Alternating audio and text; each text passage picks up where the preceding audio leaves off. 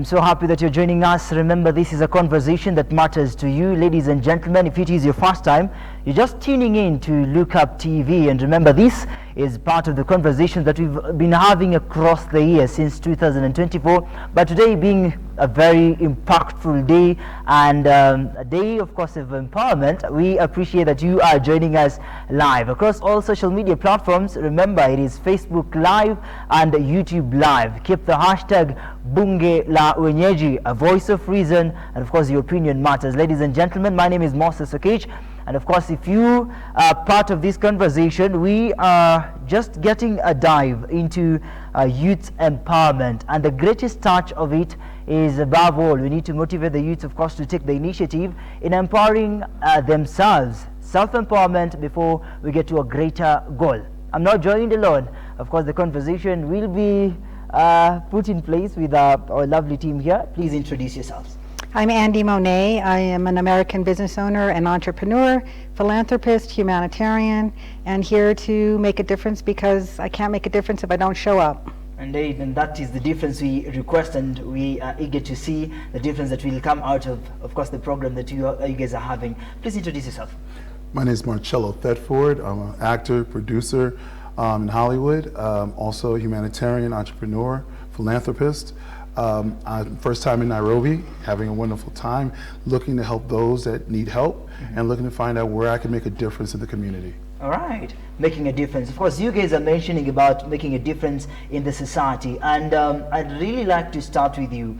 Of course, if you look at the transition from creations and different creations, so many youths have taken the stand and the step to really make use of the digital creations. As an actor, and so many other people, of course, are creating content online to make sure that if they are actors or any other thing that they could put online, that it shapes, give them time to really empower themselves online. Maybe something is not working on ground, but digitally is working out well. What is your take on that? Of course, making a difference now because we now need to shift to the digital image of bringing empowerment to the youth specifically.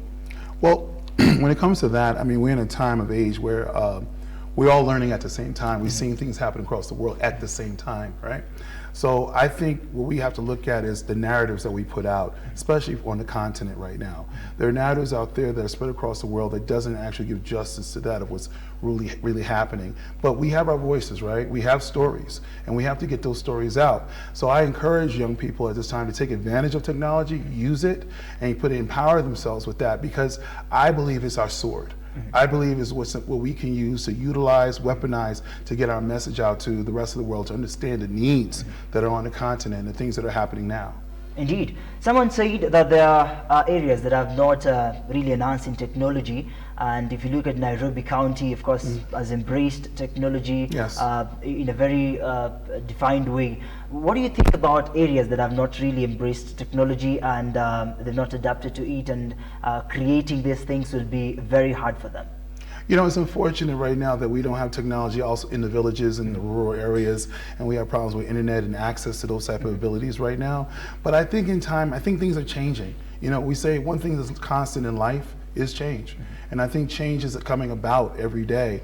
I look at those kids that are in the rural, and I've been to some of those areas, and I do see the value of their lives and what they're living and what they're doing. I think it's just a matter of time of getting people out there that already have that technology and start training them, teaching them, giving them the resources that they need, where they can actually have more access to being able to expand their voice to say. Wow. Thank you so much. What is the difference that you yearn for, of course, creating the difference in the society and shaping the empowerment of the youth? I think there's a lot of things that we can do to shape the youth in general. I mean, starting with confidence, self-esteem, support. I mean, it's so easy to lose hope in an environment where you don't have support from possibly the government. Maybe you don't have resources at your home or at your school.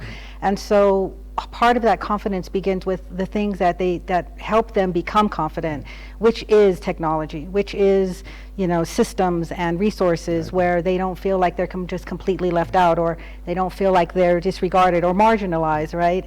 And so how do we come to those places, of those schools, those communities, whether it's in rural areas or even in Nairobi City, and really make a difference to give them things that they can hold on to and say, I can do this. I can be better at this. This is how I can help shape the world. This is how I can help shape my community.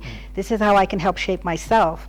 And part of that is resources. Absolutely. Resources. Do you think there is a need for making a change or a difference right here in the country? Always. I mean, there's always things that we can do to make a difference. And I think that that's part of the reason why we come out, is because if it's not just one person or two people or one organization, but it's every single person and every single community and every single organization that comes in and says, hey, we care about you, we see you. I mean, that's part of this is we see you as youth. Yes. And we want to make a difference in your life, and just showing up is part of that step, part of that visibility for them. All right.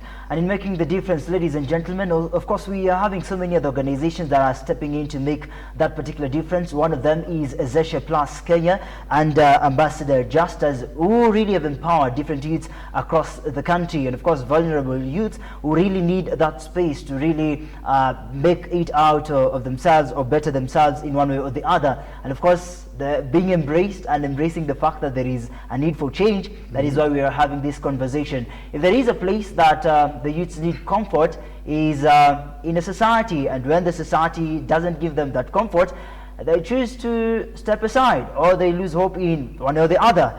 As we speak about the conversation on engaging different organizations in supporting the youths, what is the real need for them to get empowered? Is there a change that will happen sooner or later, or what will happen if they do not want to be empowered? And allow me to ask this question once more. There are many youths in the society that will not want to get empowered. I'll use the term tough-headed. If you want to empower me, it's your own business, but I don't want to feel empowered. What is your take on that? I don't want to feel empowered.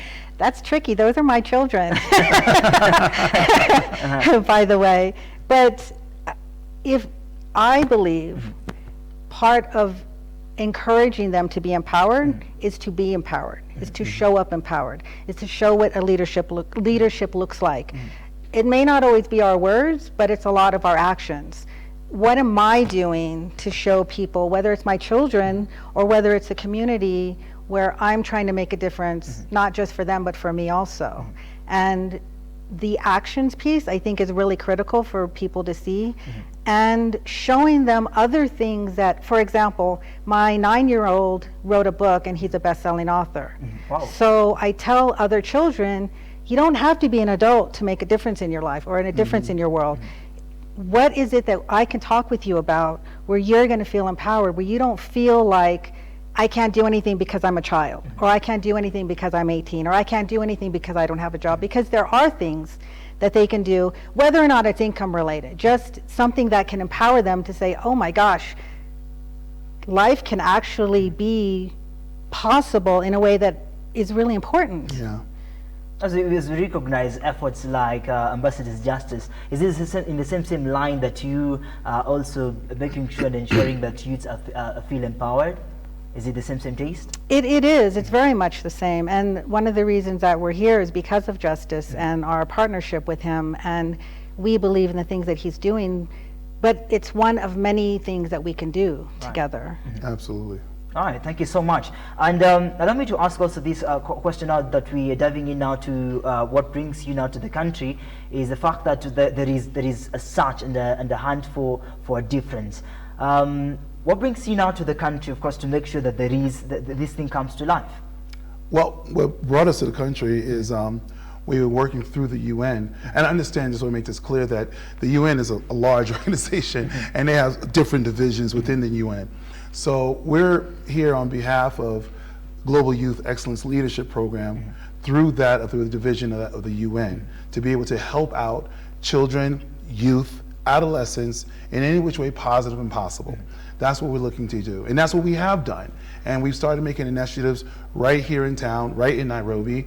We've worked with Monei Girls Nairobi. Wow. We've worked with, and actually today, we'll be delivering computers to them today. You were talking about technology, so we're bringing computers to them so they can have access to the internet. Free computers? Yes, information that they can access easily, be able to have. And also we work with Hashima Primary School as well, which will wonderful primary there, where we talk with the kids, and we're working with the Tap to Eat program, where we just gifted tens of thousands of meals to those children that were in need and everything. And there's other things that we're working on right now that's in the works, it's in the talks right now. So we're trying to make show what we're about, what our mandate is, and how we're trying to make a difference into the children, and an investment we want to make into the children of tomorrow.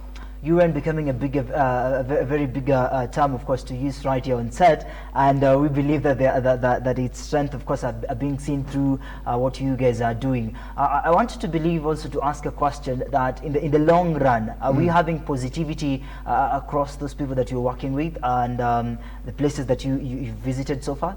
Absolutely. She had mentioned Ambassador Justice. He has been nothing but a godsend in what he has done, have guided us in our approach. He knew our needs, he knew our hearts, he knew what we wanted to do, and he was directed us in the right direction to be able to be expeditiously be able to help people, on the spot, touch them, feel them, hear their needs, talk with them and everything, and take that information and take it back to the States and to other people that want to help. We want to build a culture of helping. That's what it is, brand awareness of helping those that want to help and helping those that are in need of help. They're in need of help. Wow, that's a nice word. And of course, when you're hunting for excellence, there's also a need to consider that the culture in some way or the other speaks about no excellence at some point. What is the best thing that you could say that a youth can adjust to get excellence? Maybe their family is not used to excellence, but now they're coming into an age that they want now to achieve something greater in life. How do we impact them or bring them to really understand that, imagine when I'm getting to 14, 18, there is excellence waiting for me. How do we empower them to that? I think this is something I talk about a lot, even in America. And I think a lot of people, whether you're a child or an adult, feel like I can only be excellent if I do something big. And I don't necessarily think that that's the case. I think we can be excellent in small things, and not only in small things, but also small steps. And one really simple example is maybe somebody wants to be, a chef, right? Okay, well, what are all the steps involved in that? And maybe the first step is write it on a piece of paper, because writing things down and setting goals or hopes or dreams is just one of many steps to get there. Yeah. And so the excellence that people want, not only you have to think what it is you want, but also what are the steps to get there, whether they're big or small steps. And this is one of the things that I tell people in the process of, okay, a lot of people that I've met feel really hopeless in the sense of they don't even know where to start, right? And to give them direction on where to start is not, hey, I'm telling you what to do. It's more, these are possibilities. Or what do you enjoy doing? Or how do you want to make an impact? Or you have to ask the questions to them for them to guide themselves into what happens next. And then helping them through that thought process, I think, is one of the really critical things that we miss, because we're not trying to give fish, we're trying to teach people how to fish, right? And in that process, they have to think of these things on their own, and we're just guiding them, we're not pushing them. And there's a difference. So the fish is not coming out, and the youth is losing hope. What about that? Well, I can tell you firsthand, I was that fish. Okay, at one time. I grew up in a village in the Caribbean, dirt floor, grass hut. I grew up there for about 8 years, living in the village, and we didn't have much at the time. It was imagery. It was people like GYL, groups like that made a difference, that showed me difference, that got me out of those situations at the time. So when I see some of the children, I see them in the villages, and I've talked to some of those kids, sons and daughters, boys and girls, and everything, and I see what they're going through. Everything happens within a season, And we will try to let people know that's not the only season that will exist in their lives. There's another season coming. I'm an example of that season. I live that every day. So when I see those children, I see myself at the end of the day. So it doesn't mean that the narrative stops there. It's that you have to stick along the ride to see the rest of the narrative, see what the story is about. It's probably why I became a movie producer, because I like stories, and I know stories can have the ending that you choose to have if you have the right resources at the beginning to be able to tell that story correctly and live your story out the way you want it to be. Right in the country, there is a season of leadership and tough economic times. And the youth is, of course, in that particular season. And maybe he's finished school, he's been he's gotten a job, he's been fired, trying to get a job, nothing is coming out of it. Then it feels like my season is losing back to back. What is your take on that? Right, seasons like that, those things happen. That is life. Those things happen in life. We look for opportunity. Some areas in the world lack opportunity, and we try to bring more opportunity to the lands, to the villages, to the other communities. Opportunity is extremely important. And yes, you're going to have some situations at times where people do fall into those, but that happens around the world with everybody at the end of the day. I think what I see here, and I see the love of the people here, and the push and the drive and the hearts that I see of the people, I just see people just need the stepping stones. You know, as she said earlier, Miss Monei, is that people, we want to show them how to fish. We want to show them how to put that into the river, pull it back out, and be able to do it again. You know, repetition is key. Success is great, as is an event. To be successful is to have a lifestyle of success. And so we want people to be successful in the approach of how they approach things. So we try to give them the training and the resources so that they'll be able to do that. All right. Later on in the conversation, we'll get to understand the benefits out of such programs and many of the programs that you will be initiating right here in the country. But I want us now to dive into the point on the economic crisis right here in the country. As part of global excellence, do you think we have an indoor problem that seems or sounds to be a gap that will now affect such programs to take place in the country, even as we focus on the global excellence? We have a problem in the society, and thinking about globally now becomes really tricky for this particular youth. What is your take on that, even as we observe the tough economic times in Kenya? Kenya definitely has obviously some economic hardship, but you know, again, I think as people come in from other countries and want to make a difference, we want to, I mean, I'm in the process of trying to create jobs in Kenya, but before the jobs happen, which we will do, there's also what can we do before it gets to that point, before they get to 18, before they get to 22, and that's where the training comes in and the work and, you know, the certifications come in. That's where we want to build them up so that by the time they do get to 18 or 19 or 20, that we're already preparing them for how to navigate employment and how to find employment. And yes, we still need to and want to and will create a system where we can employ more Kenyans, whether or not here, or I'm talking to some people about doing a temporary internship overseas and then coming back so that they can say, hey, this is my value that I can bring to your Kenyan company, which not everybody's going to have. And so there's different ways that I think on a global scale, this is just my opinion, is that whether you're in Kenya or the United States or in Canada or wherever, like that's why we all have a part to play to make success happen for all the youth everywhere, no matter what age you are. And there's a lot of people in a lot of countries that I'm working with them on that for. You visited so many schools, so many schools in regards to the empowerment. Why do we start with schools and we have so many other people in the other areas that are really suffering? Why is there a need for organizations to really develop these programs in schools before now they get handed to other societies? I think it's important to start with the schools. Education is key, number one. without education, we're the blind leading the blind, right? So I think starting off in the schools is the best way to start off.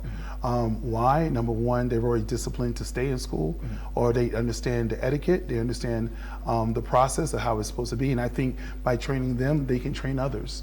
They can train others in the rural areas. They can show other. It starts at the school for me at the end of the day, because that's really what's going to get them where they need to be. You know, it's camaraderie. It's growing up. I mean, I heard stories today over at Hashima Primary of some of the children and things that they go through and what's happening there.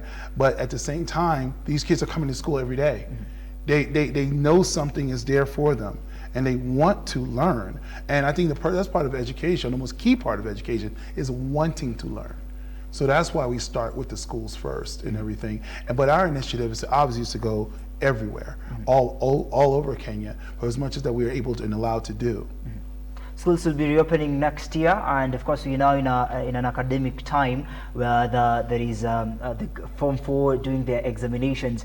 Will we wait until next year so that the program now can initiate fully to other schools that will open at that particular time?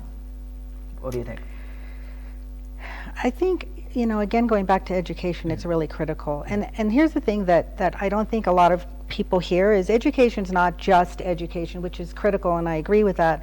But it's also, you're learning things about being focused, learning how to problem solve, being disciplined, trusting people, finding ways to accomplish things.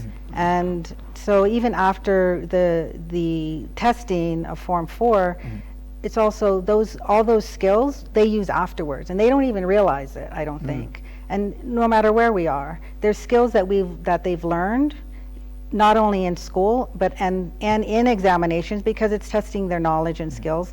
But even after they're done, there's skills that they've learned that are taking them past Form 4 and into university or into wherever it is that they're going to do next. And they might not realize it right away, but that's where the communication is, I think. When we share with the students, this is more than just learning math or science or English or geography.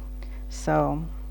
All right. Thank you so much. Ladies and gentlemen, we are on the talk of Bunge la Wenyeji. Your opinion matters right here at Look Up Television. If this conversation really suits your presence, remember you can also join us live on Facebook and YouTube. Use the hashtag Bunge la Wenyeji. We're having a conversation. Of course, you've not seen such conversations before because tumezoea kutumia lugha ya Kiswahili, but this particular moment, of course, I believe that you are understanding the context behind this. And of course, with a youth following, remember, a conversation that matters to you. Are youth feeling not empowered? These are conversation that matters to you. Even as we now break to the second half of the session, we are asking a question. Do you think that the government right here in the country is empowering youth across the country, starting from Nairobi and the other parts of the northeastern? Do you think that the government is taking initiative to empower youth across the divide, even as organizations as this and Association Plus Kenya and many other organizations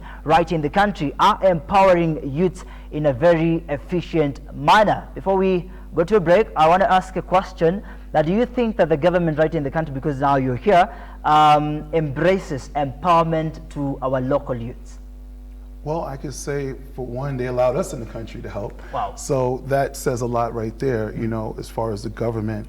As far as what's happening on the ground, I haven't been here long enough to be able to answer a question like that, but I can say that they have been helpful.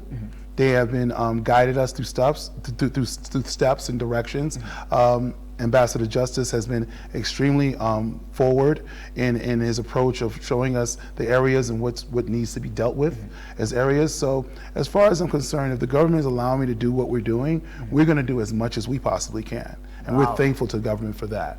All right. Thank you so much for your first half. And I hope, of course, you have really picked something out of that particular conversation. When now we come back, we'll really understand the benefits that comes out of really engaging in such empowering conversations and empowering programs that comes out of different organizations. And remember, this is the only way we can make it happen when we are conversing about them. My name is Moses Cage.